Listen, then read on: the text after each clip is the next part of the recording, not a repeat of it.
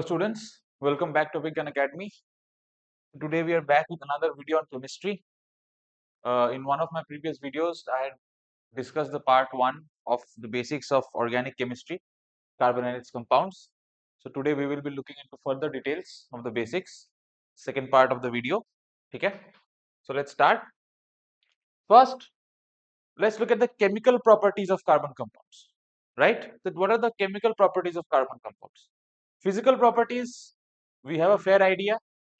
Since boiling and melting, to boil something and to melt something, the bonds in the substance have to break, which is why boiling and melting takes place.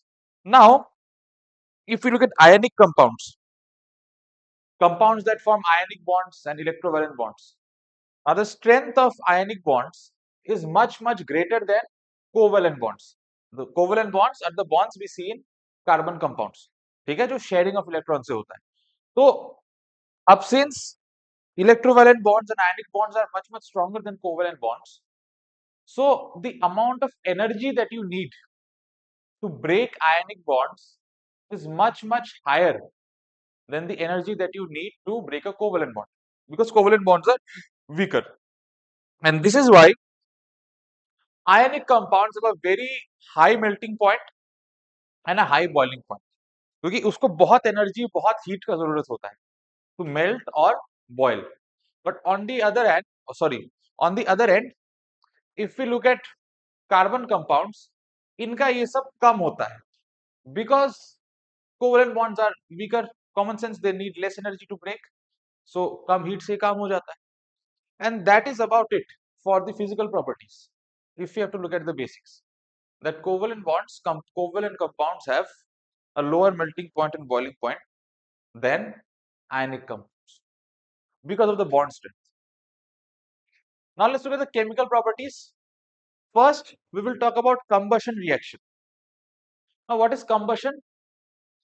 Combustion का मतलब होता है to burn something in the presence of oxygen. Oxygen के presence में किसी चीज को जलाना.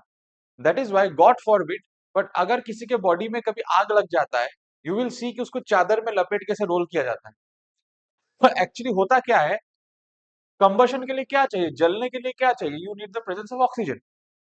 तो जैसे ही अगर गॉड फॉरबिड किसी के बॉडी में अगर आग लग भी जाता है, तो जैसे आप उसके बॉडी को एक मोटे से चादर में कवर कर दोगे, उसके बॉडी में वो एटमॉस्फेयर से ऑक्सीजन का सप्लाई कट हो जाएगा, एंड बिकॉज ऑफ दैट आग रुक जाता है, जलना बंद हो जाता है. ठीक है, so that is what combustion is. तो कंबशन ऑफ कार्बन कंपाउंड्स मतलब burning of carbon compounds in the presence of oxygen. So if carbon compounds undergo combustion, if they are burnt in the presence of oxygen, then carbon compounds produce CO2, carbon dioxide and water. That is why petrol वगैरह जो होता है, petrol and all, these are hydrocarbons.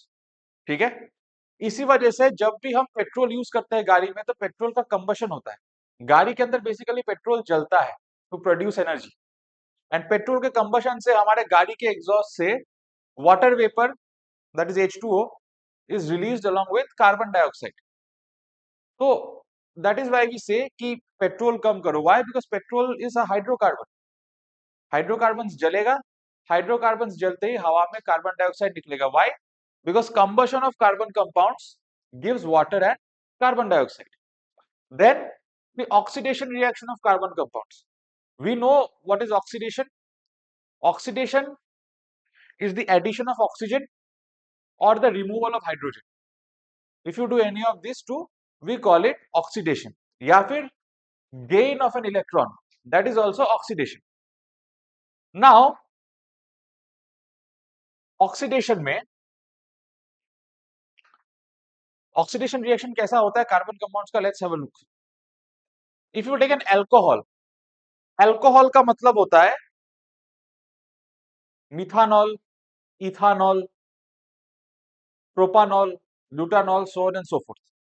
अगर आप alcohol को लेके oxidise करोगे, that is addition of oxygen to an alcohol, then it will get converted into an acid. It will get converted into an acid. Acid कैसा acid? Carboxylic acid. ठीक है, carboxylic acid. For example, if you take ethanol and you oxidize ethanol, ethanol को oxidise करने से आपको उसका corresponding acid मिलेगा which is ethanoic acid और acetic acid. If you take propanol which is an alcohol and you oxidise propanol, you will get propanoic acid which is a type of acid. ठीक है। The next reaction is addition reaction. Addition reaction में क्या होता है कि you take unsaturated hydrocarbon. Unsaturated hydrocarbon कौन से hydrocarbon होते हैं? Those hydrocarbon which have carbon carbon double bond or triple bond, they are unsaturated, and those hydrocarbons who do not have any double or triple bond, who have only single bonds, those hydrocarbons are saturated hydrocarbons। अगर आप एक unsaturated hydrocarbon को लोगे, for example ethene, it is an alkene, it is a double bond, it is a unsaturated hydrocarbon, and if you react the unsaturated hydrocarbon along with hydrogen, तो क्या होता है, वो बॉन्ड ब्रेक हो जाता है एंड वो दो हाइड्रोजन ऐड हो जाते हैं उसमें, that is why we call it addition. ठीक है, दो हाइड्रोजन बाहर से ऐड हो जाते हैं उसमें, and because of that it is changed into a saturated hydrocarbon. For example if I take the addition reaction for ethene, ethene is an alkene, unsaturated है, उसमें अगर मैं हाइड्रोजन एडिशन रिएक्शन करता हूं, इथेन के बॉन्ड्स खुल जाएंगे, the hydrogens will get added there and ethene will turn into ethane। ethane is an alkane, ethane is a alkane, it is a saturated hydrocarbon। So by an addition reaction you can convert an unsaturated hydrocarbon into a saturated hydrocarbon। जैसे ethene में अगर तुमने hydrogen मिला दिया, add कर दिया, ethane बन जाएगा। प्रोपीन में अगर हाइड्रोजन ऐड कर दोगे, प्रोपेन बन जाएगा। Then comes substitution reaction। Substitution reaction, what is substitution? What does the word substitution mean? किसी को हटा के उसके जगह किसी और को रख देना। तो ये जो हम हेलाइड्स बनाते हैं, फंक्शनल ग्रुप पढ़ा था ना हमने हेलाइड्स।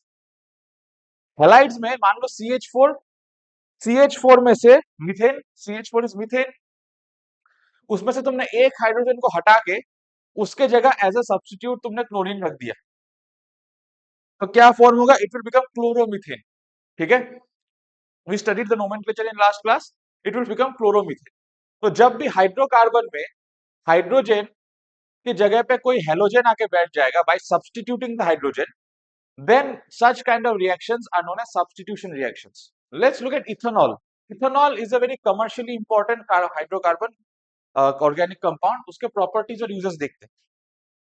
इथेनॉल कलरलेस होता है, इथेनॉल का कोई कलर नहीं होता, पानी जैसा होता है, colourless, no colour, transparent, and it is miscible with water. Miscible with water का मतलब इथेनॉल पानी के साथ इजीली मिक्स हो जाता है। ठीक है, देन इथेनॉल अगर सोडियम के साथ रिएक्ट करता है, sodium is a metal, if ethanol reacts with water it releases H2 gas. ठीक है, देन अगर आप इथेनॉल का डिहाइड्रेशन करोगे, डिहाइड्रेशन वर्ड का एक्चुअली कॉमन कॉमन मीनिंग क्या होता है? What does dehydration mean? अगर पानी कम हो जाए, वी से कि किसी को डिहाइड्रेशन होना है। ठीक है, तो केमिस्ट्री में dehydration means removal of water. What is water? H2O। अगर आप किसी कंपाउंड से H2O हटा देते हो, H2O माइनस कर देते हो, देन वी से कि उसका डिहाइड्रेशन हो रहा है।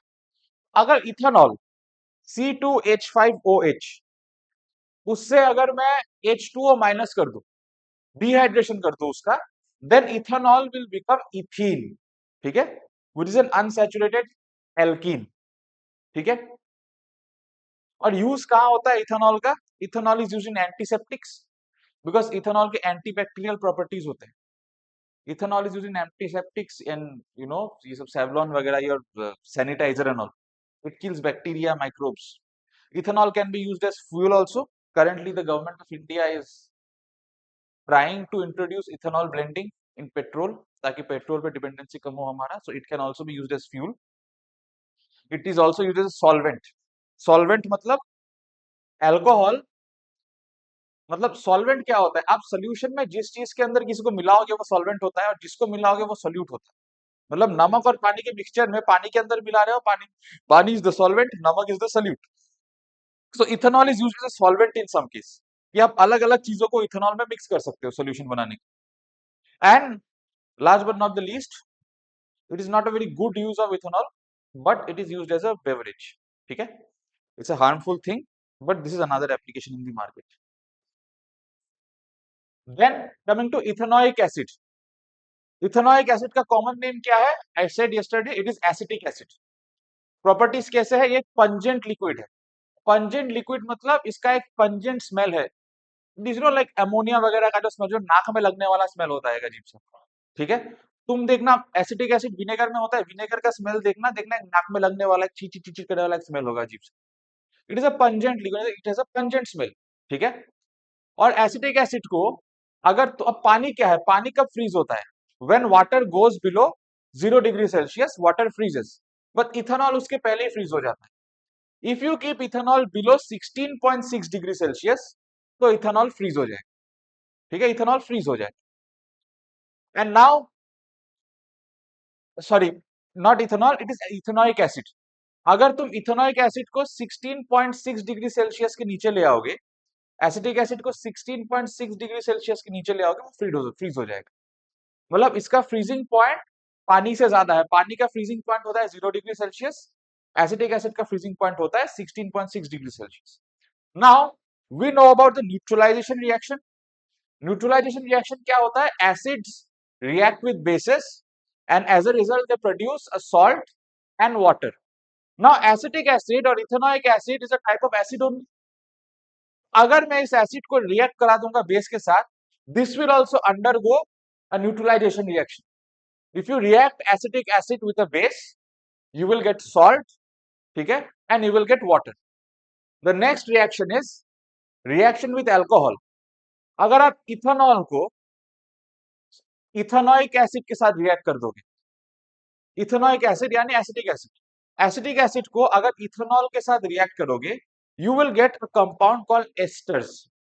ठीक है, which is carboxylic acid, ethanoic acid लेके अल्कोहल के साथ रिएक्ट किया, फॉर एग्जांपल इथेनॉल, तो उस रिएक्शन से आपको जो कंपाउंड मिलेगा it is called an ester.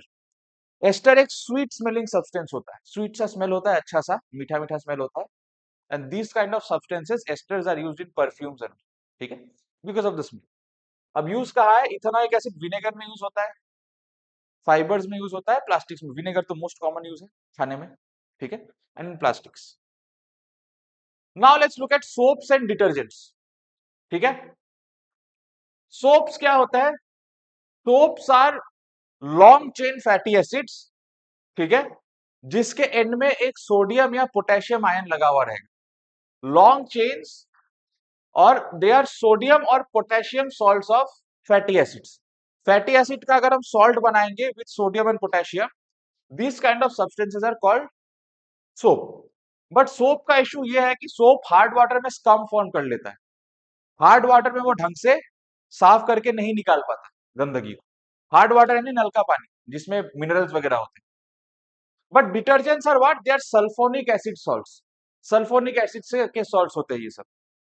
And detergents come form नहीं करता है हार्ड वाटर में। डिटर्जेंट हार्ड वाटर में भी गंदगी को आराम से कपड़े से निकाल देते हैं। That is why detergents are a better option than soaps. अब ये कपड़ा साफ कैसे करता है? How do detergents and soaps clean our clothes? Let's have a look. देखो, होता क्या है, मान लो ये डर्ट पार्टिकल है। डर्ट पार्टिकल क्या चीज होता है?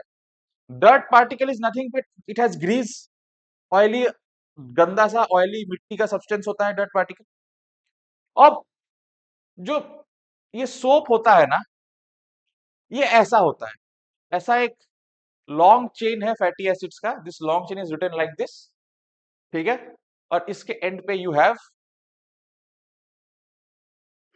एन आयन, ठीक है, इसके एंड पे यू हैव एन आयन। अभी मान लो सोडियम आयन, पोटेशियम भी हो सकता है, मान लो सोडियम आयन, ठीक है। नाउ द थिंग इज कि फैटी एसिड के इस वाले एंड पे there is a hydrocarbon and इस वाले एंड पे there is a metal ion, ठीक है। Now the thing problem is that कि जो हाइड्रोकार्बन वाला एरिया है, ठीक है, ये जो हाइड्रोकार्बन वाला एरिया है, it is hydrophobic in nature, मतलब इसको पानी पसंद नहीं। और ये आयन वाला area it is hydrophilic in nature, मतलब इसको पानी पसंद है, ठीक है। तो ये हाइड्रोफोबिक एंड क्या करेगा? हाइड्रोफोबिक एंड को पानी पसंद नहीं है, क्योंकि जैसे तुमने कपड़े को पानी में डुबा दिया, तो इस डर्ट पार्टिकल के आसपास क्या है? डर्ट पार्टिकल के आसपास पानी होगा, कपड़े को पानी में डुबा दिया तो अपना गंदा कपड़ा है, और इस साइड को पानी पसंद नहीं, ठीक है। जिसको पानी पसंद नहीं है वो पानी की तरफ नहीं देखेगा, वो उसको पानी अच्छा नहीं लगता है, it will be facing towards the dirt particle. But ये जो सोडियम वाला साइड है, इसको पानी पसंद है, ये हाइड्रोफिलिक है, it will be facing towards the water. ऐसे बहुत सारे long chain acids, fatty acids आएंगे सोप के, बहुत सारे आएंगे, ठीक है। बहुत सारे ऐसे एक पैटर्न में आ जाएंगे और आके इस डर्ट पार्टिकल को घेर लेंगे, आके इस डर्ट पार्टिकल को घेर लेंगे। अब डर्ट पार्टिकल कहीं नहीं जा सकता, ये सारे ऐसा सोप के फैटी एसिड चेन्स के बीच में ये फंस चुका है, ठीक है।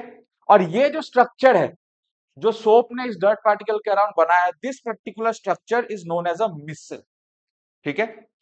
और इसके बाद क्या होता है, जैसे ही आप पानी मारते हो, ये जो पूरा फैटी एसिड्स का जो चेन है, ये पूरा चेन पानी के साथ बह जाता है, और डर्ट पार्टिकल इसके बीच में ट्रैप हो गया था, डर्ट पार्टिकल भी इसके साथ निकल के बह जाता है। And that is how our clothes are cleaned, it emulsifies dirt, it breaks down dirt, ठीक है।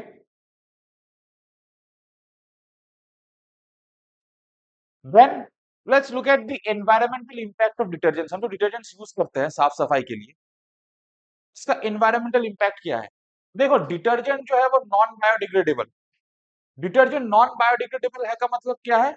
डिटर्जेंट सॉइल में डिसॉल्व नहीं होता, आप डिटर्जेंट को जमीन पे सॉइल पे गिरा दोगे, वो वही का वही पड़ा रह जाएगा, and hence it will cause soil pollution.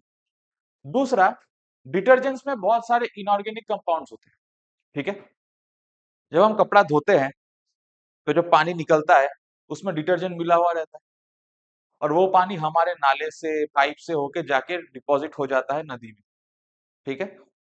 उससे क्या होता है, डिटर्जेंट का जो इनऑर्गेनिक हार्मफुल कंपाउंड्स है, they go and mix up in the water, and this pollutes the water also. और जैसे ही वाटर गंदा होगा, inside water we have aquatic life, aquatic plants, fishes, other animals, ठीक है।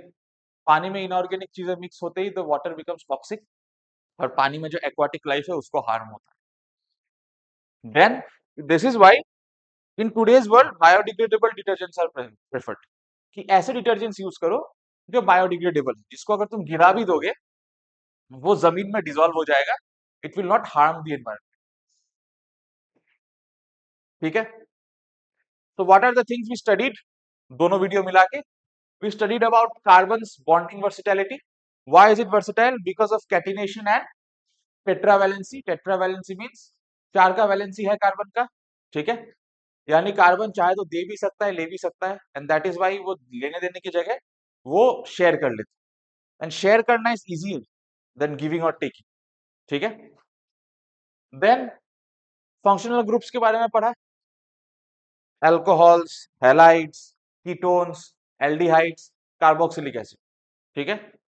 We studied about reactions, addition reaction, combustion reaction, substitution reaction, ठीक है। We also studied about the reactions of any properties of commercially important things like ethanol and ethanoic acid, which is acetic acid. And then we studied about soaps and detergents, the action of soaps and detergents, ठीक है। I hope it was a great session. Thank you all, ठीक है। I'll see you again in the next video very soon. I hope ये काफी conceptual chapter है, carbonates compounds, so I prefer जहां जहां समझ में ना आए वीडियो को दोबारा पॉज करो, देखो, कुछ भी पूछना हो तो comment section is open, your doubt will be looked after, ठीक है। वीडियो पसंद आए तो लाइक शेयर कमेंट करना। Have a great time preparing for your exams, ठीक है। Stay focused, stay disciplined, have a great time, good bye, see you all, जय हिंद।